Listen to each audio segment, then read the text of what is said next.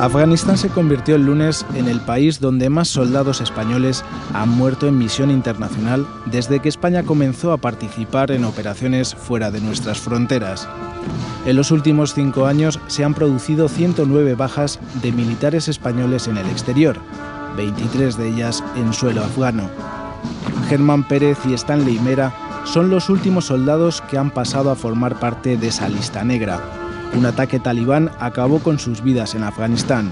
El miércoles de madrugada, familiares y amigos recibieron sus restos mortales en la base aérea de Torrejón. Mientras ellos lloraban sus muertes, el resto de los ciudadanos se preguntaban si nuestros militares en misiones internacionales están en una guerra.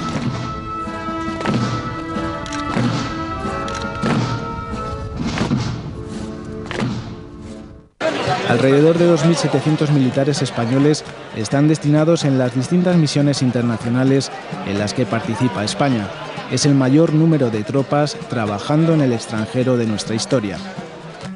Kosovo, Bosnia, Líbano y Afganistán son a día de hoy las operaciones en las que sirven un mayor número de efectivos de nuestro país. Gran parte del centenar de militares españoles que han muerto en el exterior se han debido a accidentes. Pero las muertes por ataques directos en situación de guerra o atentados terroristas son las que están cobrando un mayor protagonismo en el último año. Las misiones en Líbano y Afganistán resultan las más peligrosas en este capítulo, por las especiales características de los conflictos que se desarrollan en esos países. Hay que adaptarse a ataques totalmente distintos. Los Balcanes podríamos decir que estábamos hablando de lo que es una guerra abierta, una guerra convencional, una guerra de la que todos más o menos pues tenemos algún conocimiento.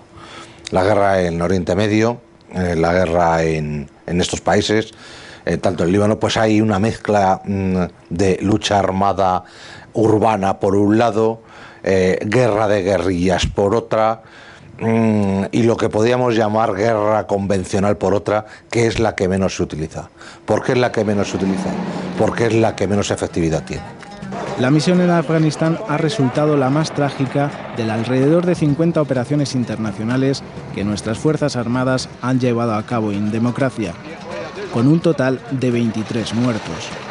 En este país, 690 soldados españoles forman parte de la Fuerza Internacional de Asistencia a la Seguridad, una misión amparada por las Naciones Unidas cuyo objetivo es aportar estabilidad a un país azotado por el terrorismo talibán. La cuestión es objetivar cómo están las cosas en el territorio donde van nuestras tropas. Y evidentemente en muchos casos en ese territorio hay auténticas guerras declaradas o no declaradas. Con independencia de qué vayamos a hacer nosotros, que eso es otra cosa, la misión se define por lo que vayamos a hacer, pero también se define por el entorno donde hay que desarrollarla. Estamos hablando de guerras.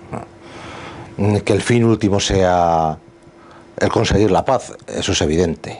Y como tal, podemos hablar de una misión de paz, pues bien, me parece correcto. Pero estamos en un estado de guerra, es una situación de guerra. El terrorismo es una forma de guerra. Por lo tanto, estamos en una guerra. Desde muchos sectores se considera como guerra. Otros califican el entorno como guerra encubierta. Y los hay que siguen hablando de misiones de carácter humanitario. Lo cierto es que nuestras tropas se desplazan a estos países en conflicto dotados con el mejor material y armamento del que disponen nuestras Fuerzas Armadas, para intentar repeler los posibles ataques de grupos hostiles. Jorge Arnaldo Hernández fue la primera víctima mortal por un ataque directo en territorio afgano. El soldado español, de origen peruano, falleció en julio de 2006 tras la explosión de una mina anticarro activada al paso de su convoy. En febrero de este año, la explosión de otra mina se llevaba la vida de la soldado Idoia Rodríguez Buján, mientras conducía una ambulancia al noroeste de Afganistán. Idoia se convertía en la primera mujer del ejército que moría en misión internacional. Los ciudadanos se preguntaron una vez más en qué circunstancia desarrollaban su labor nuestros soldados en el exterior. La familia de Idoia, la primera que recibió el cadáver de un soldado de madrugada, seguro que no había preparado a su hija para enviarla a una guerra. Las Naciones Unidas de toda la vida no hacen la guerra, nunca.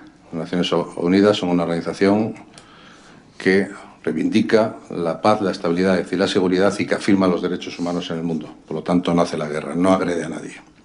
Y si alguien dice que las Naciones Unidas hace la guerra y agrede a alguien, le está privando de un suelo de legitimación sin el cual las Naciones Unidas no podrían funcionar.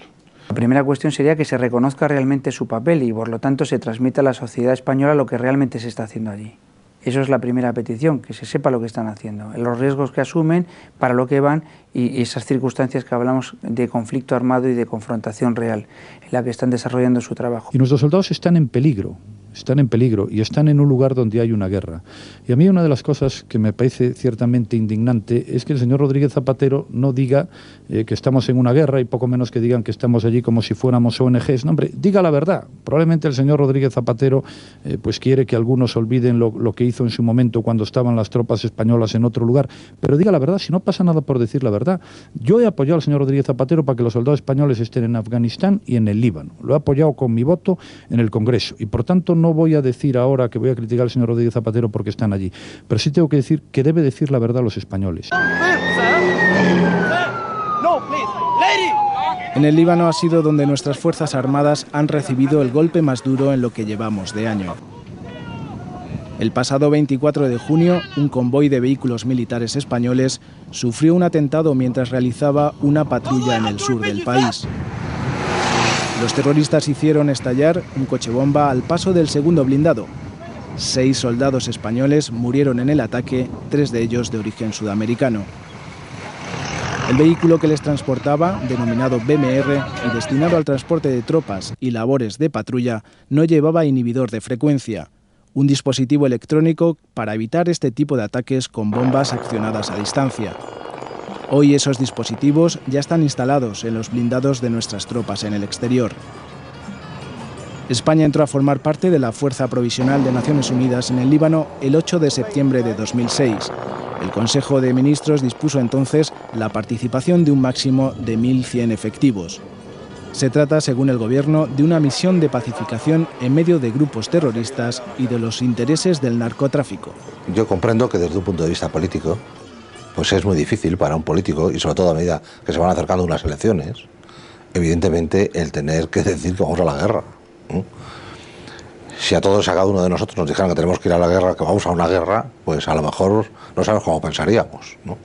Lo que sí que puedo decir es que los 640 hombres que están en estos momentos allí son conscientes de dónde están y a lo que han ido. Eso seguro. Quizá esa dificultad de los políticos para explicar a dónde enviamos a nuestros soldados propició el pasado lunes el error del presidente del Gobierno, tras conocer las últimas muertes de los 2 soldados en Afganistán y ser preguntado por una periodista si el Ejecutivo iba a enviar más soldados a la zona. No hay ninguna previsión. Gracias.